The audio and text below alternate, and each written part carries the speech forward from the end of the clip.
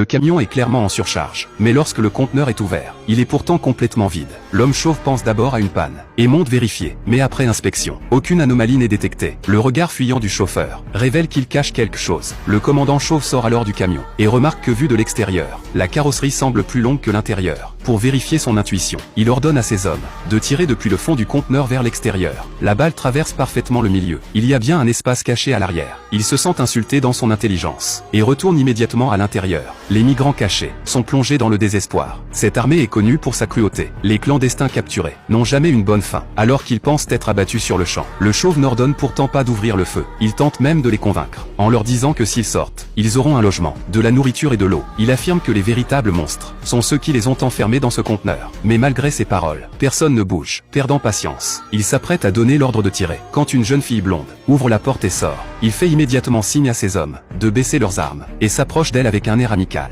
La jeune fille croit être sauvée, mais l'instant suivant, il appuie sans hésiter sur la détente. Elle meurt, victime de son mensonge. Les autres n'échappent pas à leur sort, et tombent sous une pluie de balles. Seule une femme, cachée au-dessus de caisses en bois, survit par miracle. Elle se couvre la bouche des deux mains, de peur de faire le moindre bruit. Alors qu'elle s'apprête à partir, elle découvre qu'il y a encore une petite fille à l'intérieur.